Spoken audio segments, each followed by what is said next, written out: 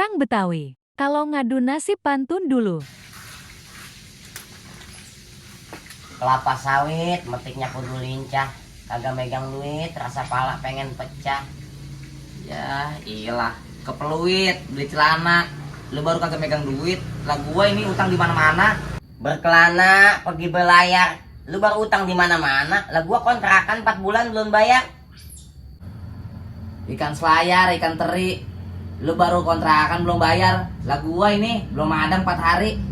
Belikan teri di Pondok Gede. Lu masih mendingan belum makan 4 hari. Lah gua belum makan dari SD.